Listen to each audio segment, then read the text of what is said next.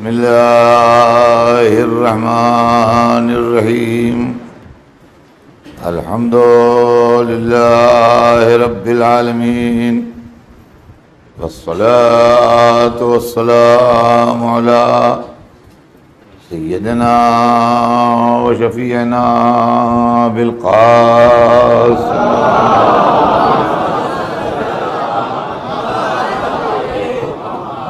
وآلہ الطیبین الطاہرین المعصومین ولعنۃ اللہ علی اعدائہم اجمعین من یومنا ھذا الی یوم الدین اما بعد فقد قال اللہ سبحانہ تبارک وتعالی في كتابه المبين وهو أصدق الصادقين لا إكراه في الدين قد تبين الرشد من الغي صلوات بھیجتے ہیں محمد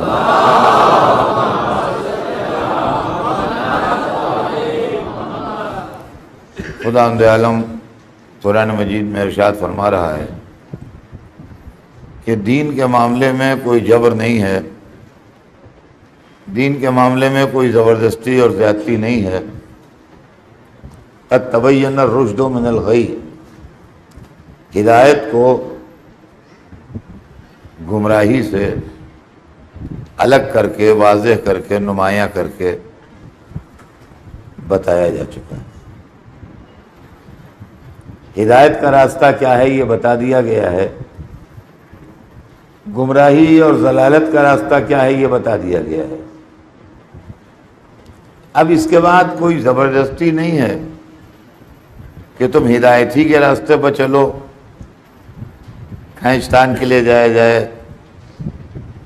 یا ڈھکیل کے گمراہی کے راستے پر بھیجا جائے کہ تم گمراہی کے راستے پر چلے جاؤ۔ یہ تمہاری اپنی پسند ہے، اپنا مزاج ہے، اپنی فکر ہے، چاہے اچھائیوں کے راستے پر نکل جاؤ چاہے برائیوں کے راستے پر نکل جاؤ۔ مذہب کی طرف سے کوئی زبردستی کسی پر نہیں۔ عزیزان گرامی، کل میں نے عرض کیا تھا اور آج پھر اس بات کو میں دہرا دوں کہ اس عشرہ مبارک میں جو اس سال مجھے یہاں پڑھنا ہے، میں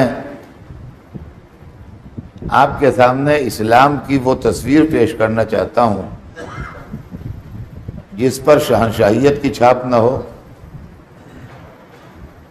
جس پر سیاست کی چھاپ نہ ہو، جس پر سماج اور سوسائٹی کی چھاپ نہ ہو۔ اس لیے کہ اسلام کی شکل جو بگاڑی ہے وہ یا شہنشاہیت نے بگاڑی ہے،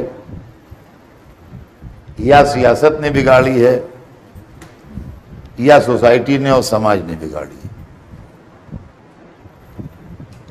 ان لوگوں نے مل کے، ان چیزوں نے مذہب کو اس قابل نہیں رکھا کہ لوگ اس کی طرف آئیں اور ان کے دل میں اس کے لیے کوئی کشش پیدا ہو۔ ہمارے پاس الحمدللہ اسلام حقیقی محفوظ ہے، اور یہ برکت ہے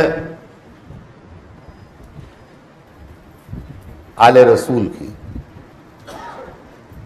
کہ جن کے ذریعے سے ہمارے پاس اسلام حقیقی محفوظ ہے۔ ہم چاہتے ہیں کہ آپ کو اسلام حقیقی کی تصویر پیش کریں تاکہ وہ بچے ہمارے جو مجلس سننے آئے ہیں، اور یہ ینگ لڑکے جو میرے سامنے زیادہ تر ینگ بیٹھے ہوئے ہیں، ینگسٹرز بیٹھے ہیں، یہ بڑی خوشی کی بات ہے اور یہ بڑی ہمت افزائی کی بات ہے کہ مذہب کا بوجھ آج دنیا میں صرف بڈھوں کے کندھوں پر ہے۔ نوجوان ضد میں تو مذہب کا نام لے لیتے ہیں کبھی، لیکن خلوص سے مذہب کا نام نہیں لیتے ہیں. لیکن یہ صرف مجلس حسین کا فیض ہے کہ جس کے اندر نوجوان کھنچ کے آ جاتے ہیں، ورنہ مذہب کی گاڑی ضعیفوں پہ چل رہی ہے، بزرگوں پہ چل رہی ہے. کیا نوجوان مسجدوں میں نہیں دکھائی دیتے؟ نوجوان خانقاہوں میں نہیں آتے؟ نوجوان چرچ میں اور مندروں میں نہیں دکھائی دیتے؟ لیکن نوجوان ہمیں مجلسوں میں دکھائی دیتے ہیں. اس کا مطلب یہ ہوا کہ ہر ایک بوڑھا ہو سکتا ہے، کربلا آج بھی جوان ہے.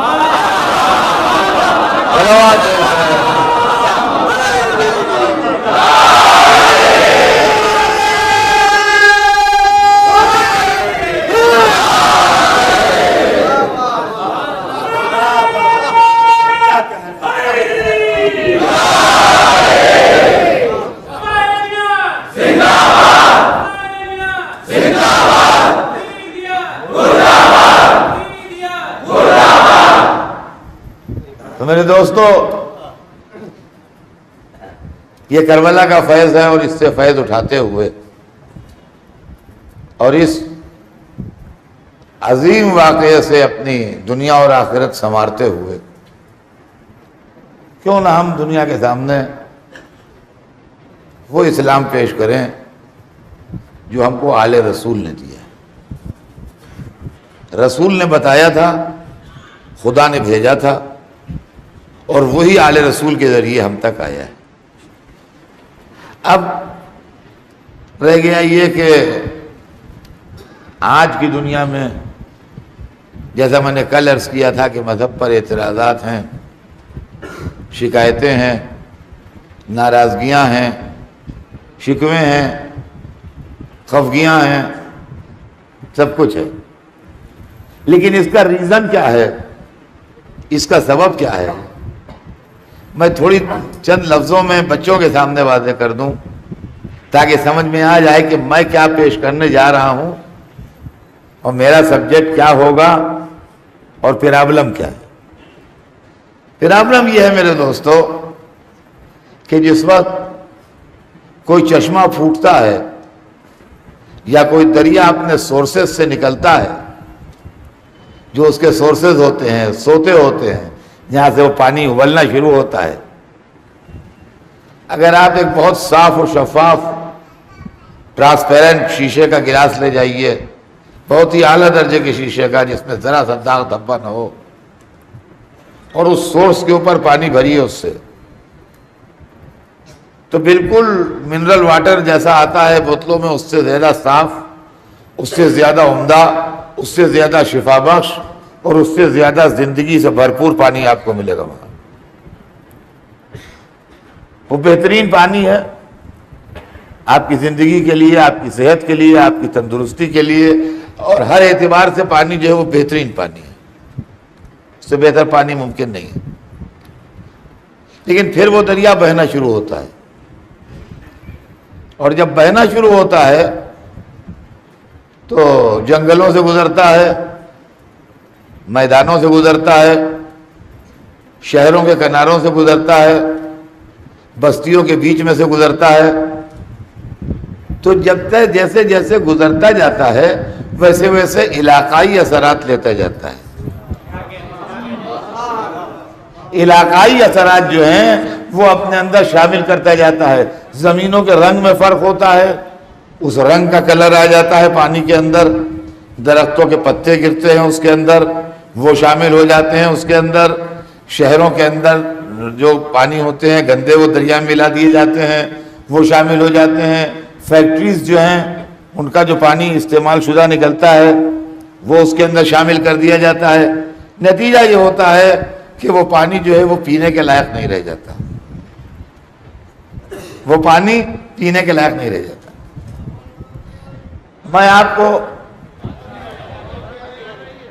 آواز نہیں آ رہی باہر؟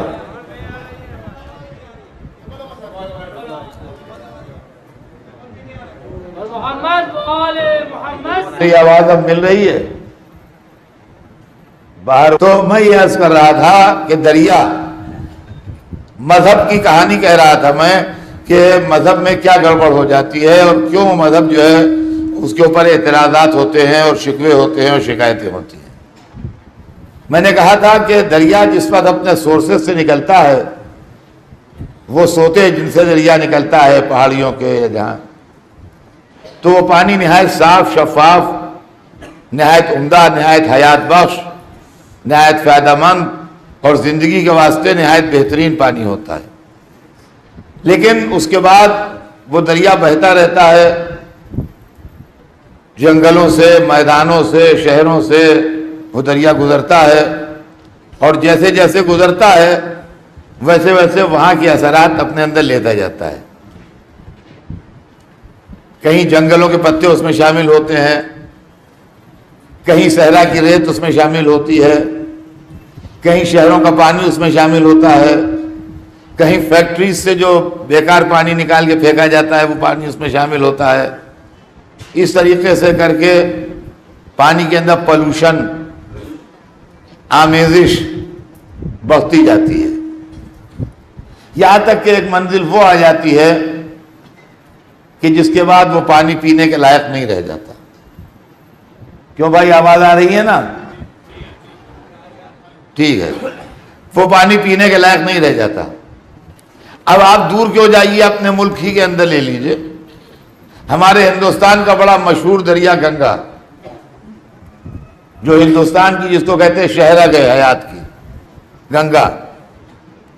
گنگا جہاں سے نکلا ہے پہاڑیوں سے یہ دریا، وہاں پہ آپ جا کے دیکھیے تو اس کا پانی نہایت بہترین، موتی ایسا سفید، اعلیٰ درجے کا پانی ہے۔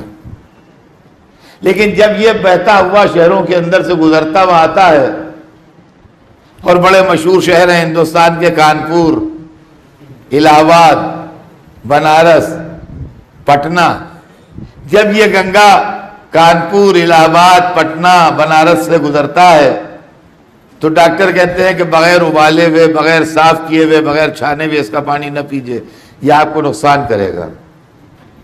کیوں نقصان کرے گا؟ اس لیے کہ اس کے اندر باہر کے اثرات شامل ہو گئے ہیں، اور اس کے اندر پولوشن ہے، اس کے اندر بہت سے ایسے جراثیم شامل ہو گئے ہیں جو نقصان دہ ہیں، لہذا اس کو صاف کیجئے، اس کو ابالیے، اس کو ٹھیک کیجئے، اس کے بعد تو پیجئے۔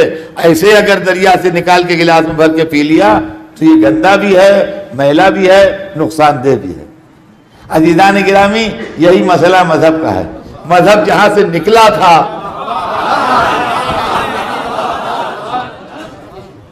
جو اوریجنل سورسز تھے، وہاں کے اوپر سبحان اللہ، سبحان اللہ، کیا کہنا، کیا تعریف ہو، زبان قاصر ہو اس کی تعریف کرنے سے۔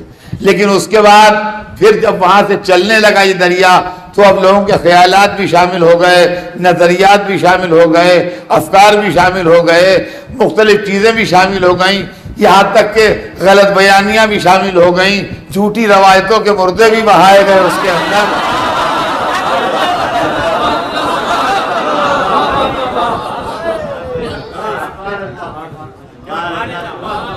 خانہ ساز فیکٹریوں کی گندگی بھی اس کے اندر شامل ہو گئی، ہر چیز شامل ہو گئی اسلام کے اندر۔ آج 1400 برس کے فاصلے کے اوپر جب ہم اسلام کو دیکھتے ہیں تو وہ اسلام ہماری سمجھ میں نہیں آتا۔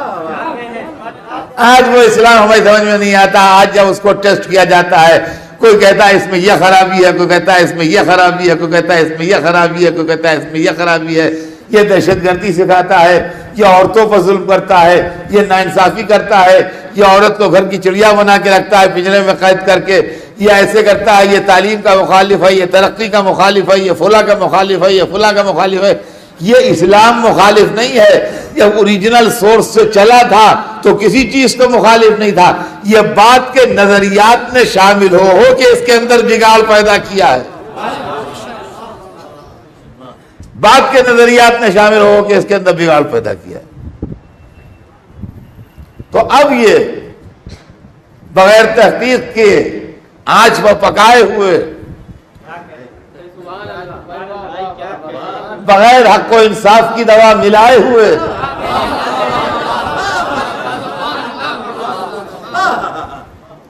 بغیر در اہل بیت کا فیض حاصل کیے ہوئے یہ استعمال کے قابل نہیں ہے۔ اور استعمال کیجیے گا تو نقصان میں پائیے گا، تو کیا ہو جائے گا؟ بیمار ہو جائیں گے اور کیا ہو جائے گا؟ ڈاکٹر صاحب سے پوچھا کہ صاحب پی لیں گے تو کیا ہو جائے گا بھائی؟ کہنے کے بھگتیے گا، آپ دیکھیے گا، پی لیجیے، آپ نہیں مانیے ہمارا کہنا، آپ کو 2 دن کے اندر معلوم ہو جائے گا کیا ہو جائے گا۔ عزیزان گرامی یہی مسئلہ ہے آج کہ جو پی گئے ہی ہوئی ان کو معلوم ہو گیا کیا ہے۔ اب آج جو گھر گھر دہشت گردی کی وبا پھیلی ہے یہ بغیر ابالے ہوئی ہے۔ صلوات بھیجتے ہیں محمد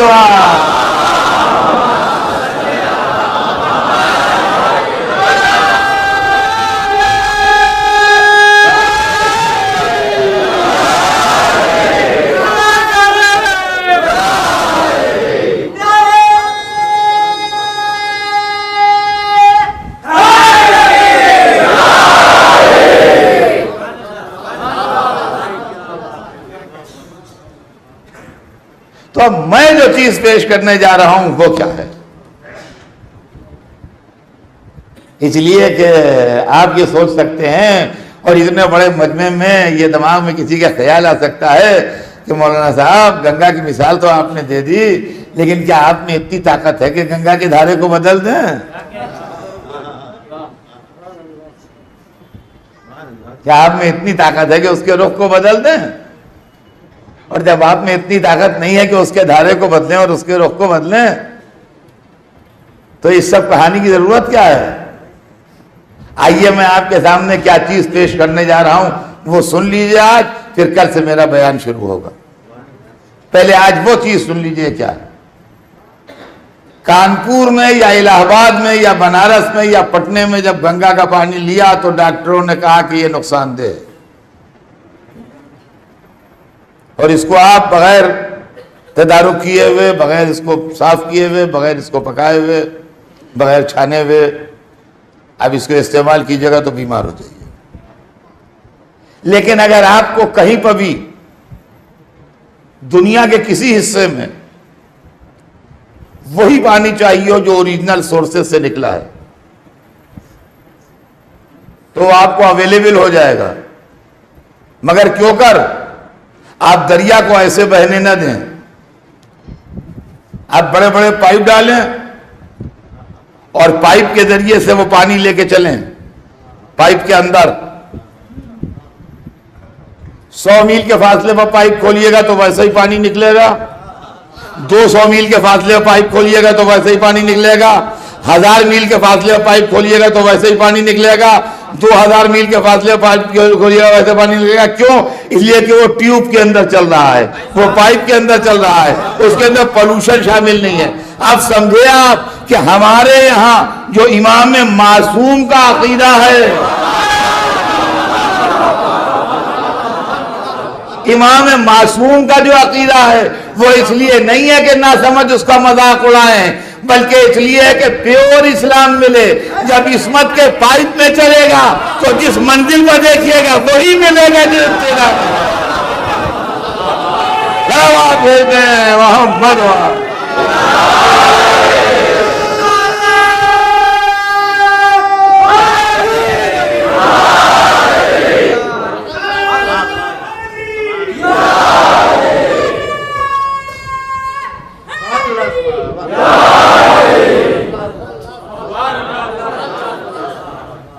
تو عزیزان گرامی یہ جو ہمارے پاس ائمہ اطہار علیہ السلام کے لیے عقیدہ عصمت ہے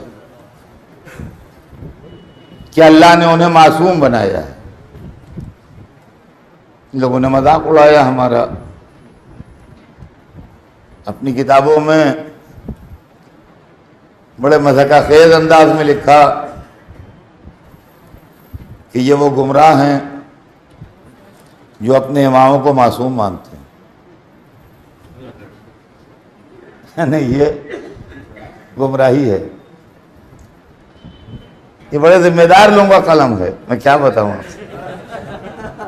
انہوں نے لکھا کہ یہ وہ گمراہ لوگ ہیں جو اپنے اماموں کو معصوم مانتے ہیں، مانتے نہیں ہیں، ہیں ماننے والی بات نہیں ہے. ہیں ایک ساتھ 10-12 لڑکے پڑھتے تھے مکتب میں، تو سب کے جو والد تھے وہ دستخط کرنے کے فن سے ناواقف تھے. سگنیچر کیسے ہوتے ہیں ضرورت نہیں کرتے تھے، اپنے انگوٹھے سے کام چلا لیتے تھے. لیفٹ تھم امپریشن کام آتا ہے. ایک لڑکا اس میں ایسا بھی تھا جس کے باپ بہت پڑھے لکھے قابل آدمی تھے، عالم آدمی تھے. وہ کہتا تھا ہمارے ابا عالم ہیں. لڑکے اس کو ستاتے تھے، کہنے لگے اتنا نالائق ہے اپنے باپ کو عالم کہتا ہے. عزیزان گرامی، عالم اسلام میں یہی کھیل ہمارے ساتھ ہو رہا. صلوات بھیجتے ہیں محمد.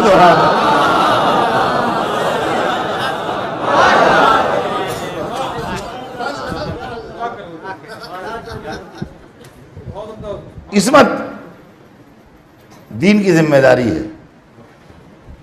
اگر عصمت نہیں ہے تو دین میں ڈاؤٹ ہے. اور عصمت جو ہے اگر ہے تو اطمینان سے آپ دین کو مانیے، اس کے اندر کوئی خرابی، کوئی پریشانی، کوئی الجھن نہیں ہے. اس لیے کہ اگر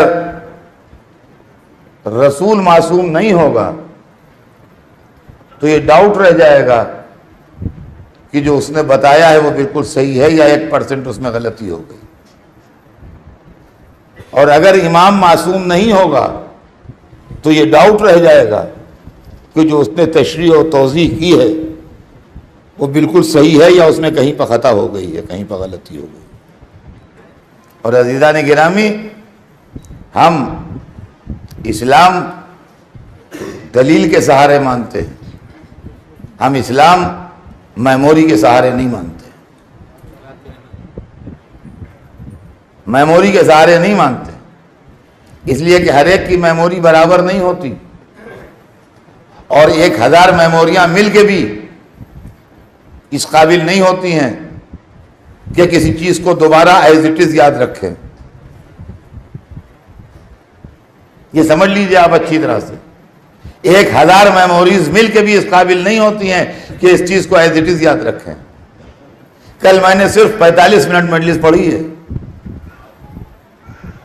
پہلی مجلس تھی، استقبال اعضاء کی مجلس تھی، میں نے 45 منٹ میں مجلس ختم کر دی. 45 منٹ کی مجلس کل کی ہے کوئی جو مجھے سنا دے؟ آج کلیکٹیو میموری کے سہارے سنا دیجئے. کل کی مجلس کے 200 آدمی مل کے کوشش کریں کہ ایز اٹ از جو کچھ میں نے پڑھا ہے وہ یاد کر کے مجھے سنا دیں. ایک آدمی تیار نہیں ہوگا.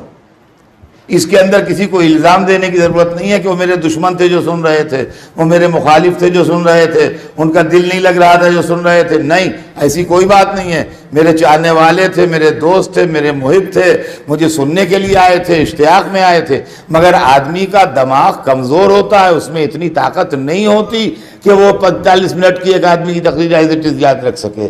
نکل جاتا ہے دماغ سے. ایک بہت بڑا ٹرک باہر کھڑا ہوا ہے جو راستہ روکے ہوئے، ہم کہتے ہیں اس کو ڈھکیل کے ادھر کر دیجئے.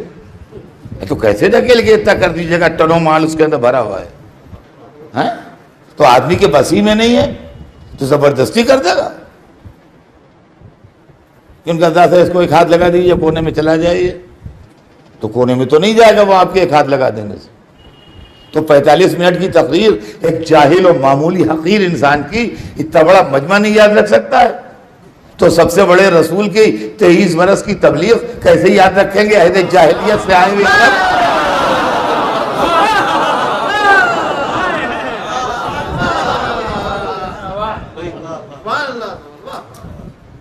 یہاں مذہب کو مذہب کی طرح سمجھیے، دماغ استعمال کیجیے، عقل استعمال کیجیے. کہاں سے یاد رکھیں گے؟ کون سی طاقت ہے ان کے پاس جو یاد رکھیں گے؟ اور رسول اللہ کوئی کتاب چھوڑ کے گئے نہیں تھے، انہوں نے اپنے ہاتھ سے لکھی ہو کہ یہ لایا ہوں میں. تو اب بتائیے جو اسلام ہے وہ کس کے سہارے آیا؟ اس کو میموری کے سہارے لیجیے گا. میموری میں غلطی کا امکان ہے. تو جب میموری میں غلطی کا امکان ہے تو جو چیز میموری کے سہارے آئے گی اس میں بھی غلطی کا امکان ہوگا. جب مذہب میں غلطی کا امکان ہوگا تو ایمان پختہ کہاں سے ہوگا؟ لہذا اللہ نے نبی کو اور امام کو جو معصوم بنایا ہے وہ اسی لیے بنایا ہے تاکہ آپ کا ایمان نہ ڈگمگانے پائے، ایمان پختہ رہے. فرمایا ہم نے تو اسلام حقیقی جو ہے وہ معصومین کے ذریعے ملے گا، بادشاہوں کے ذریعے نہیں ملے گا، سلطانوں کے ذریعے نہیں ملے گا، برسر اقتدار طبقے کے ذریعے نہیں ملے گا. اسلام حقیقی جو ہے وہ معصوم کے ذریعے ملے گا. اور عزیزان گرامی یہی وہ منزل تھی، خدا کی قسم. میں آپ بچہ جانتا ہے اس کو، یہ کوئی نئی روایت نہیں ہے کہ جو میں کوئی نئی سنانے آپ کو جا رہا ہوں. لیکن یہ کہ مولا علی نے رسول اللہ کی آنکھ بند ہونے کے بعد مسجد النبی میں بیٹھ کے، دیکھیے مغل مسجد میں بیٹھ کے کچھ کہہ دینا آسان ہے، اس لیے کہ یہاں جتنے لوگ ہیں وہ سب رسول اللہ کے 1400 برس بعد پیدا ہوئے ہیں. نہ کسی نے رسول اللہ کو دیکھا ہے، نہ کسی کے سامنے وحی آئی ہے، نہ کسی کے سامنے قرآن اترا ہے، نہ کسی کے سامنے احکام اسلامی بیان ہوئے ہیں، نہ کسی کے سامنے حضور نے اپنی کوئی حدیث بیان کی ہے. آپ نے سنا ہے یا کتابوں میں پڑھا ہے، جو کچھ بھی ہے، لیکن آپ تھے نہیں وہاں. لیکن مسجد النبی میں جو لوگ بیٹھے ہوئے تھے وہ رسول اللہ کے ساتھ تھے، ان کے سامنے قرآن اترا ہے، ان کے سامنے وحی آئی ہے، ان کے سامنے احکام نازل ہوئے ہیں، ان کو معلوم ہے کہ حرام کیا چیز ہے، حلال کیا چیز ہے، واجب کس دن آیا، مستحب کس دن آیا، فلاں حکم کس دن آیا، فلاں چیز حرام کس دن ہوئی، فلاں چیز واجب کس دن ہوئی، سب چیزیں ان کو معلوم ہیں. میں اکثر مثال پہ کہتا ہوں کہ اجنبی آدمی بمبئی آیا اور کوئی بمبئی کا پرانا آدمی کہتا ہے چلو میں تمہیں بمبئی گھما دوں گا، یہ دکھاؤں گا، وہ دکھاؤں گا، وہ دکھاؤں گا، وہ دکھاؤں گا. بمبئی میں جو دیکھنے اور گھومنے کی جگہ ہیں وہ اپنے دوست سے کہتا ہے کہ تم آئے ہو لکھنؤ سے، ہاں میں تمہیں بمبئی گھما دوں گا. ٹھیک بات ہے، وہ نیا ہے، آج تک بمبئی آیا نہیں تھا، یہ پرانا برسوں سے بمبئی میں رہتا ہے، یہ گھما دے گا بمبئی. لیکن بمبئی کے اس مجمع کے سامنے جو روز آتا ہے میری مجلس میں اور برسوں سے آتا ہے، اگر میں کہوں کہ کل چلیے میں آپ کو بمبئی گھما دوں تو آپ کہیں گے مولانا آپ کیا گھمائیں گے، ہم آپ کو خود گھما دیں. سینکڑوں جگہ بمبئی کی آپ نے نہ دیکھی ہوں گی، ہم آپ کو دکھا دیں. سینکڑوں راستے آپ کو نہ یاد ہوں گے، ہم بتا دیں. تو بمبئی والوں سے کون کہے گا ہم بمبئی گھما دیں؟ عزیزان گرامی، علی نے مسجد النبی میں بیٹھ کے کہا کہ آؤ میں تمہیں بتاؤں کون سی آیت ناسخ ہے، کون سی منسوخ ہے، کون سی دن میں آئی، کون سی رات میں آئی، کون سی جنگ میں آئی، کون سی امن میں آئی، سب قرآن کے متعلق بتاؤں. اور کسی کے منہ سے نہ نکلا تم کیا بتاؤ گے، ہم تو خود معجزت ہیں.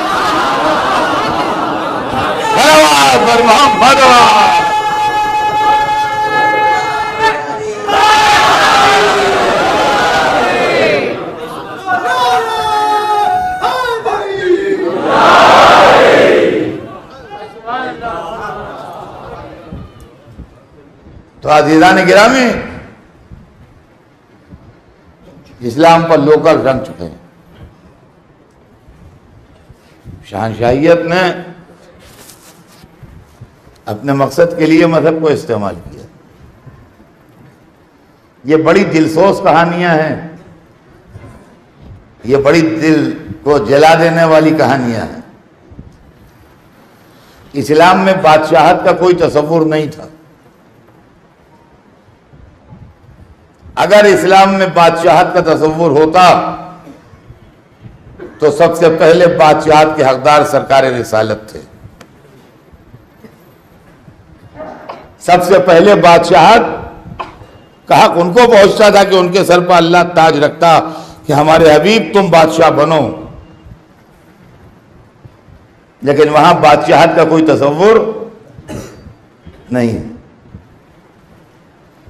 بلکہ حدیث میں نے یہ پڑھا کہ جب اللہ نے اپنے حبیب کے سر پر تاج رسالت عظمیٰ رکھ دیا اور ان کو 1,24,000 پیغمبروں کا سردار بنا دیا تو ارشاد ہوا کہ میرے حبیب ابھی دریائے سخاوت کا جوش کم نہیں ہوا، ہم تمہارے ایک تمغہ اور لگانا چاہتے ہیں. ہم چاہتے ہیں کہ تمہیں ایک عزت اور عطا کریں. اتنے پر بس نہیں ہے، مگر اس کے لیے شرط یہ ہے کہ ہم تمہارے پاس 2 چیزیں بھیجیں گے، ان میں سے ایک لے لینا، ایک واپس کر دینا۔ تھوڑی دیر کے بعد جبرائیل حاضر خدمت ہوئے، کہا معبود نے فرمایا ہے کہ یا تو بلا شرکت غیر پوری دنیا کی بادشاہت لے لو، جہاں تک میری زمین کا پھیلاؤ ہے وہاں تک تمہاری بادشاہت، اور کوئی شریک نہیں، اکیلے تم بادشاہ، یا تو پوری دنیا کی شہنشاہیت لے لو، اور یا میری عبدیت لے لو، میری بندگی لے لو۔ نہ جانے کیا کشش تھی عبدیت میں، نہ جانے کیا چارم تھا عبدیت میں، نہ جانے کیا خوبی تھی عبدیت میں کہ سرکار نے ایک سیکنڈ بھی سوچا نہیں، کہا جبرائیل بادشاہت لے جاؤ، مجھے نہیں چاہیے، عبدیت دے دو۔ سرکار نے اٹھا کے عبدیت کا تمغہ اپنے لگا لیا۔ اب جو لگا لیا تو یہ عبدیت اتنی بلند ہوئی، اتنی بلند ہوئی، اتنی بلند ہوئی کہ آج تک نماز میں ذکر رسالت سے پہلے ذکر عبدیت ہے، وَأَشْهَدُ أَنَّ مُحَمَّدًا عَبْدُهُ وَرَسُولُهُ۔ ذکر عبدیت رسالت سے پہلے آ رہا ہے، اتنی بلند ہو گئی عبدیت۔ اور عزیزان گرامی خالی یہی نہیں بلکہ قرآن پڑھیے تو آپ کو اندازہ ہوگا کہ اللہ نے اپنے حبیب کو مختلف خطابوں سے پکارا ہے۔ کبھی طٰہٰ کہہ کے آواز دی، کبھی یاسین کہہ کے آواز دی، کبھی یا ایھا المزمل کہہ کے پکارا، کبھی یا ایھا المدثر کہہ کے پکارا، کبھی یا ایھا النبی کہا، کبھی یا ایھا الرسول کہا، نام نامی بھی لیا، کبھی آپ کا نام نامی احمد بھی ہے، اس نام سے پکارا، آپ کا اسم گرامی محمد بھی ہے، صلوات بھیجتے ہیں،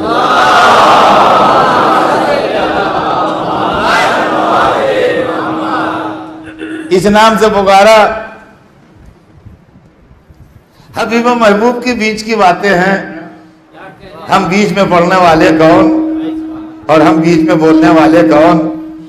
حبیب جس ادا میں تھا اس کو پکارا گیا، جس انداز میں تھا اس کو آواز دی گئی۔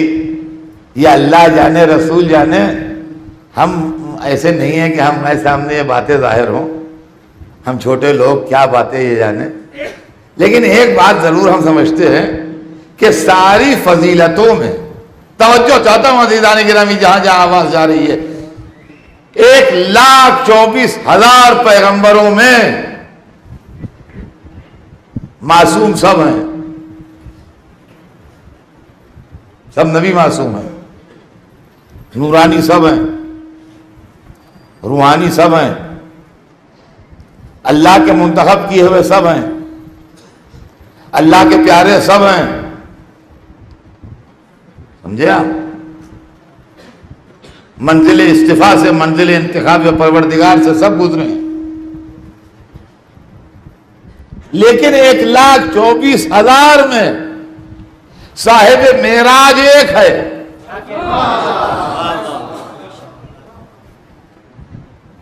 بڑے بڑے مرتبے والے لوگ پیغمبر ہیں اور ان کی عظمتوں کے آگے ہمارے سر خم ہیں، مگر جناب نوح ہو یا جناب ابراہیم، جناب موسیٰ ہو یا جناب عیسیٰ، اعزاز معراج نصیب نہیں ہوا۔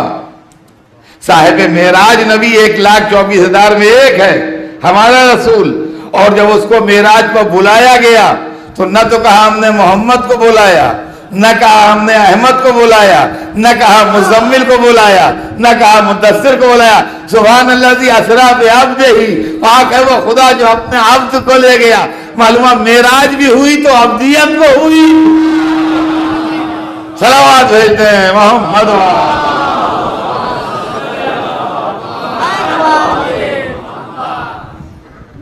عبد کو لے گیا۔ تو اسلام میں شہنشاہیت کا وجود نہیں ہے، اسلام میں عبدیت ہے. اگر شہنشاہیت ہوتی تو رسول اللہ کو ملتی، لیکن رسول کو نہیں ملی. اور اسی لیے جو لوگ یہ کہتے ہیں کہ اگر رسول صاف صاف کہہ دیتے علی کے لیے تو کاہے کو اختلاف ہوتا، اگر رسول صاف صاف کہہ دیتے علی کے لیے تو کاہے کو اختلاف ہوتا. یہ بڑا گنجلک نظریہ ہے جو لوگ کہتے ہیں صاف صاف کہہ دیتے، صاف صاف کہہ دیتے. حالانکہ یہ کہنے کی بات ہے، خالی یہ بات کو ٹالنے کی بات ہے. خدا نے جو صاف صاف کہا کب لوگوں نے مانا؟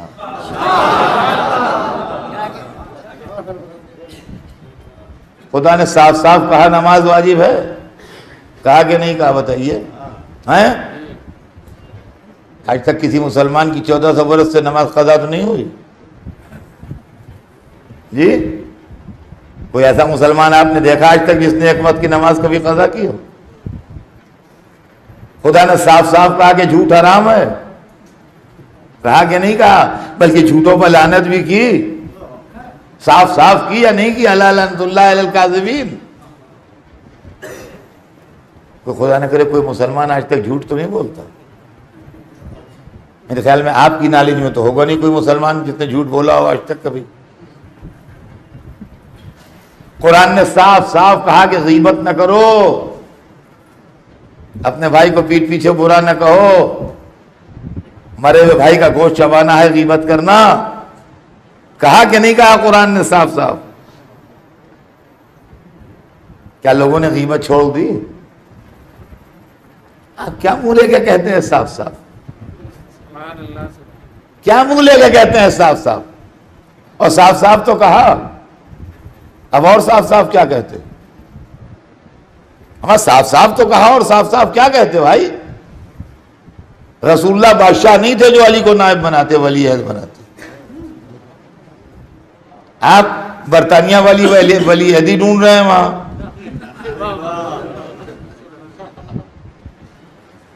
ولی عہدی وہاں ہوتی ہے جہاں بادشاہت ہوتی ہے. ولی عہدی وہاں ہوتی ہے جہاں بادشاہت ہوتی ہے. جہاں بادشاہت نہیں ہوتی وہاں ولی عہدی نہیں ہوتی. یہ آپ کو معلوم ہے نا، سب جانتے ہیں کہ ولی عہدی کے لیے بادشاہ ہونا ضروری ہے. اگر بادشاہ نہیں ہوگا تو ولی عہد نہیں ہوتا خالی اکیلا. آپ سعودی عرب میں پوچھئے ولی عہد کون ہے، معلوم ہو جائے گا. مسقط میں جا کے پوچھئے ولی عہد کون ہے، معلوم ہو جائے گا. برطانیہ میں پوچھئے ولی عہد کون ہے، معلوم ہو جائے گا. بیلجیم میں پوچھئے، معلوم ہو جائے گا ولی عہد کون ہے. امریکہ میں جا کے پوچھئے ولی عہد کون ہے. کہ یہاں جمہوریت ہے، یہاں ولی عہدی نہیں، بادشاہت نہیں ہے. ہندوستان میں کون ولی عہد ہے؟ ہم کہ یہاں یہ ریپبلک انڈیا ہے، یہاں ولی عہدی نہیں ہوتی. تو معلومات جہاں جمہوریت ہوتی ہے وہاں ولی عہدی نہیں ہوتی. تو رسول بادشاہ تو تھے نہیں جو علی کو ولی عہد بناتے. رسالت ایک تو ٹرانسفر نہیں ہوتی، دوسرے رسالت ان پر ختم ہو رہی تھی، لہذا رسول بھی نہیں بنا سکتے تھے. عصمت ٹرانسفر نہیں ہوتی، معصوم پیدا ہوتا ہے. یہ بھی نہیں تھا کہ اپنے جانے کے بعد علی کو معصوم بنا کے جا رہے ہوں. پھر کیا شے تھی جو رسول سے علی کو ٹرانسفر ہو رہی تھی؟ پہلے تجزیہ تو کیجئے، انالیسس تو کیجئے بھیا، کیا شے تھی جو ٹرانسفر ہو رہی تھی؟ کہا ٹرانسفر ہو رہی تھی ولایت،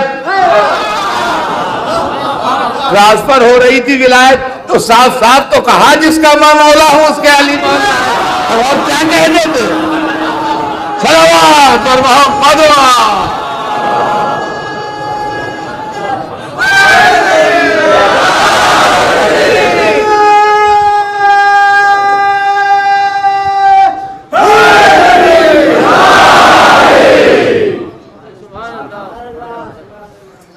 اسلام میں بادشاہت نہیں. صاف صاف سن لیجئے. آپ قرآن پاک پڑھیے، حدیثیں دیکھیے، تاریخ پڑھیے. اسلام میں بادشاہت نہیں. رسول بادشاہ نہیں تھے، رسول تھے. اور ان کو ناز اپنی عبدیت پر تھا. ان کو ناز جو تھا، فخر جو تھا ان کو، وہ اپنی ابدیت پر تھا. نہ انہوں نے ایک لمحے کے لیے کہا میں بادشاہ ہوں، نہ کسی نے کہا کہ آپ بادشاہ، بلکہ وہاں ابدیت پر ناز تھا. آج لوگ دیکھیے، ایک بڑی بری بات یہ ہے کہ کمزور کا گلا لوگ دباتے ہیں. کمزور کا گلا لوگ دباتے ہیں اور تگڑے سے نہیں بولتے. یہ دنیا کی عجب رسم بد ہے، خدا کی قسم. ایک کمزور کا گلا دباتے ہیں تو تگڑے سے نہیں بولتے. وہ بیچارہ سویرے کے ناشتے کا سامان لے کے جا رہا ہے، دبلا پتلا، اس سے آپ نے چھین لیا. اور وہ پہلوان چلا جا رہا ہے، چچا آداب، نکل گیا. اسے چھین لو، ڈبہ لیے جا رہا ہے. ان کا چھین گئے، پٹک کے مارے گئے ہیں سڑک کے اوپر، لٹا لٹا کے. اس سے کون چھینے؟ تو معلوم ہے کہ کمزور سے ہر ایک دبا لیتا ہے اور طاقتور کو کوئی نہیں دباتا. ہم لوگ بیچارے دبلے پتلے کمزور لوگ، کالے کرتے پہنے ہوئے، سب لوگ کہتے ہیں یہ محرم حرام ہے، بدعت ہے. کیوں؟ رسول کے زمانے میں ہوا نہیں، تم کر رہے ہو، جائز تھوڑی ہے، بدعت ہے. اور جو تخت حکومت میں بیٹھے ہیں ان سے نہیں پوچھتے کہ تمہاری بادشاہت بدعت ہے کہ سنت ہے.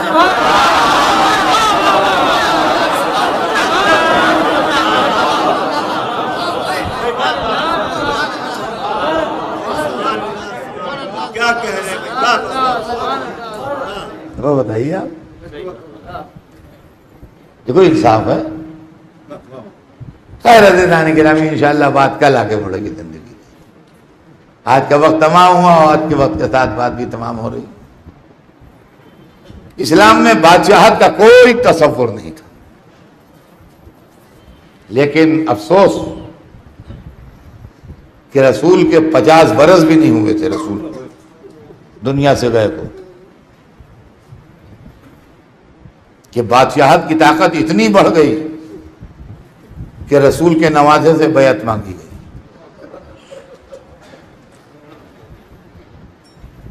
مذہب کو سمجھیے اور غور سے دیکھیے کہ اسلام کن حالات سے گزرا ہے، کن مشکلات سے گزرا ہے. دولت کی ہوس نے، اقتدار کی تمنا نے، ملک کی لالچ نے مذہبوں کو خرید لیا تھا. کیسے رسول، کیسا اسلام، کیسا قرآن، کیسی حدیث. گورنری لاؤ، عہدہ لاؤ، جائیداد لاؤ، رقم لاؤ، خزانہ لاؤ، یہ سب حرام حلال کہاں لگا رکھا ہے کہ حق بیوہ کا ہے اور یہ حق یتیم کا ہے اور یہ زکوٰۃ ہے اور یہ خمس ہے اور یہ فلانا اور ڈھمانا. نتیجہ یہ ہوا کہ ایمان بک گئے. اگر اس وقت لوگ یہ کہہ دیتے کہ یہ بادشاہت ہے، مذہب نہیں،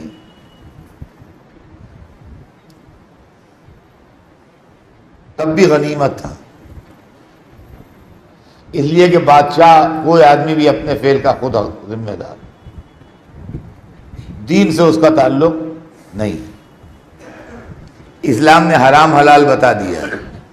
زبردستی نہ شراب پلوائی جائے گی، نہ زبردستی نماز پڑھوائی جائے گی. جو مسجد میں آ کے نماز پڑھ رہا ہے وہ بھی اپنی خوشی سے آیا ہے نماز پڑھنے، اور جو شراب خانے میں جا کے شراب پی رہا ہے وہ بھی اپنی خوشی سے گیا ہے شراب پینے. سمجھے آپ؟ اگر بات یہ ہوتی کہ شراب ہے، حرام ہے، نماز ہے، واجب ہے، دونوں الگ الگ رہتی، کرنے والوں کا ذاتی فعل ہے. جس کو شراب پینا ہے شراب پیے، جس کو نماز پڑھنا ہے نماز پڑھے. وہاں مسئلہ یہ تھا کہ شراب کی بوتل کو مصلے میں لپیٹا جا رہا ہے. سوچئے پرابلم کیا تھی. لوگ کہتے ہیں صاحب حسین نے جان دے دی برائیوں کو مٹانے کے لیے اور برائیاں آج تک مٹی نہ. تو یہ ناسمجھی کی بات ہے, یہ بچکانہ بات ہے جو لوگ کرتے ہیں کہ حسین نے برائیوں کو مٹانے کے لیے جان دے دی. برائیوں کو مٹانے کے لیے جان نہیں دے دی. ایسی برائیاں مٹانا ہوتی تو اللہ انسان کے اندر برائی کا نیچر ہی نہ خلق کرتا. فرشتوں کی طرح ہم پیدا ہوتے, برائی وجود ہی میں نہ آتی. برائی وجود ہی میں نہ آتی, ہم سب بالکل کریکٹ ہوتے, ایک دم 100% فرشتوں کی طرح سے ہوتے. نماز کے وقت پر نماز, روزے کے وقت پر روزہ, اپنے جو صحیح ٹھیک ٹھاک کام ہے اپنے کر رہے ہیں. یہ بات نہیں ہے, بات دوسری ہے اس کے اندر. برائی برائی رہے, اچھائی میں شامل نہ ہو. اچھائی اچھائی رہے, برائی میں شامل نہ ہو. حسین نے جان برائیوں کو مٹانے کے لیے نہیں دی. حسین نے جان اس لیے دی کہ برائی اسلام نہ بن جائے. سمجھے آپ؟ اور یزید جو تھا وہ برائی کو اسلام بنانا چاہتا تھا. بات برائی کرنے کی نہیں تھی, بات یہ تھی کہ لعبت ہاشم بالملک ولا خبر جاء ولا وحی نزل. ہاشمیوں نے ملک کے ساتھ کھیل کھیلا تھا, نہ خبر آئی تھی نہ وحی نازل ہوئی تھی. وہ انکار کر رہا تھا وحی سے, وہ انکار کر رہا تھا آسمانی خبروں سے, وہ انکار کر رہا تھا حرام و حلال سے, اور اپنے کو خلیفۃ المسلمین کہلوا رہا تھا, امیر المومنین کہلوا رہا تھا, مسلمانوں کا لیڈر کہلوا رہا تھا. لہذا ضرورت اس بات کی تھی کہ ایک ایسا واقعہ ہو دنیا میں جو ذہن انسانی بھولا نہ سکے اور انسانی دماغ پر اس طرح نقش ہو جائے کہ صدیاں گزرتی جائیں مگر وہ واقعہ دھندلا نہ ہو. اب سمجھے آپ, شہادت میں جو مظلومیت کا رنگ پیدا کیا گیا وہ اسی لیے پیدا کیا گیا کہ لشکر جرار لے کے آتے حسین اور یزید کو خلا خما کر کے ختم کر دیتے. وقتی طور سے فتح حاصل ہو جاتی, لیکن تھوڑے دنوں کے بعد وہ فتح تاریخ کے اوراق کے اندر دب جاتی. حسین چاہتے تھے کہ ایک ایسا واقعہ ہو جائے کہ جو صبح قیامت تک یاد رہے, اس لیے کہ میرے بعد رشتے رسول سے دور ہو جائیں گے, وہ قربت رہے گی نہیں جو مجھے حاصل ہے. نسل میں رہ جائیں گے لوگ, گودیوں کے کھلائے نہیں رہیں گے. سمجھ لیجئے بات کو, نسل میں رہ جائیں گے. نسل میں تو سادات آج بھی ہیں, گودیوں کے کھلائے نہیں رہیں گے. جس نے زبان رسول چوسی ہو وہ نہیں رہے گا. لہذا میری زندگی میں یہ فیصلہ ہو جائے تاکہ صبح قیامت تک کے لیے دلوں پر نقش ہو جائے. عزیزان گرامی, اسی لیے حسین اپنا کارواں لیے ہوئے کربلا پہنچ گئے. آج آسمان پر محرم کا چاند نمودار ہو گیا.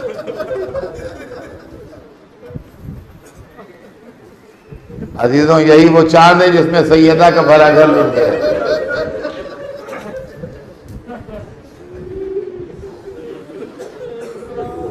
یہی وہ چاند ہے جس میں بنی ہاشم کا چاند فرات کے کنارے ڈوب گیا. یہی وہ چاند ہے, یہ چاند میں لیلا کا چاند سینے میں برچی کھا کے سو گیا.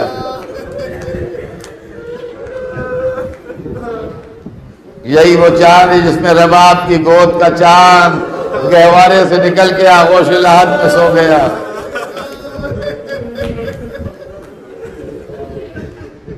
یہی وہ چاند ہے جس میں امامت کے چاند کو گہن لگ گیا. عزیزان گرامی, آج چاند رات آ گئی. آج آپ یہاں جمع ہوئے ہیں جناب سیدہ کو پرسہ دینے کے لیے, اس دکھیا ماں کو پرسہ دینے جس نے کہا تھا بابا میرے بچے پر روئے گا کون.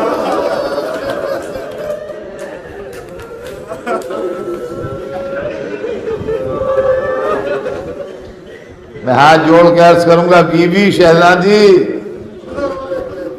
غلاموں کی جان نثار, یمین عرش سے ملاحظہ فرمائیے آپ کے بچے پر ہونے والے جمع. محرم کا چاند فلک پر ہوا ہے, رونے والوں نے رونا شروع کر دیا. حدیث میں ہے کہ امام جعفر صادق علیہ السلام محرم کا چاند دیکھ کے بآواز بلند گریہ فرماتے اور اس طرح گریہ فرماتے تھے کہ پڑوسیوں کو خبر ہو جاتی تھی کہ محرم کا چاند ہو گیا۔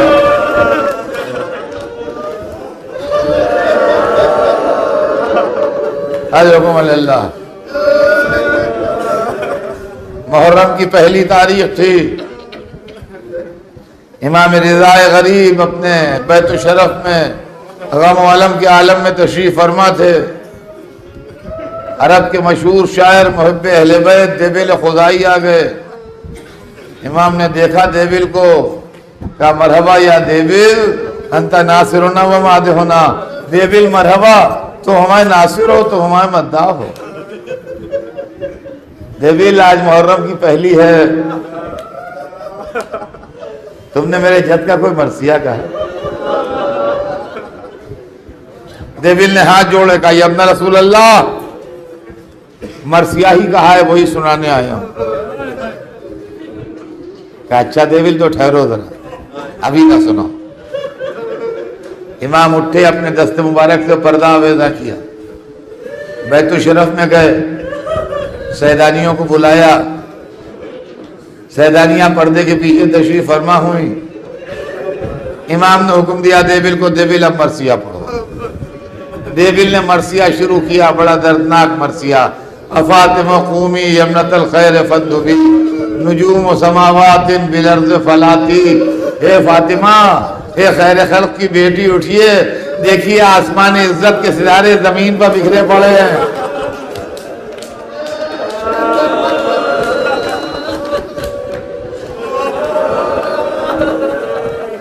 ادھر امام گریہ فرما رہے ہیں،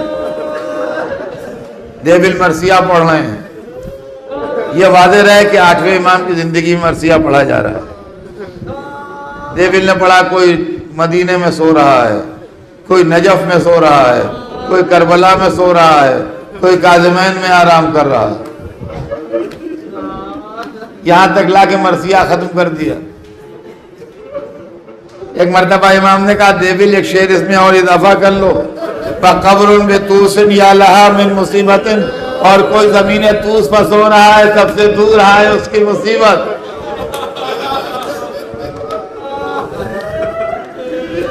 دیبل نے شعر تو پڑھ دیا، مگر ایک دفعہ عرض کرتے ہیں یمنا رسول اللہ، میں آپ کے گھر کا پرانا خادم ہوں، قدیم غلام ہوں آپ کا۔ تعجب ہے کہ آج تک مجھے نہ معلوم ہوا کہ زمین طوس پر کس کی قبر ہے، میرے علم میں نہیں ہے زمین طوس پر کون سو رہا ہے، مجھے بتائیے۔ امام نے فرمایا دیبل تو سچ کہتا ہے، تجھے کہاں سے علم ہوگا؟ زمین طوس پر میری قبر بنے گی، میں اپنی قبر کی خبر دے رہا ہوں۔ میں اتنا کہنا تھا کہ دیبل نے شعر دہرا دیا، میں جیسے ہی دہرایا اندر سے کنیز آئی، دیبل چپ ہو جا، امام رضا کی بہن کو غش آ گیا ہے۔ میں کہوں گا اے میرے امام کی بہن، بھائی کی خبر شہادت نہ سن سکی، آئے شہزادی زینب اپنے بھائی کے سر کو نیزے پر دیکھ رہی ہے، چاروں طرف خوشی کے باجے بج رہے ہیں، زینب فریاد کر رہی ہے۔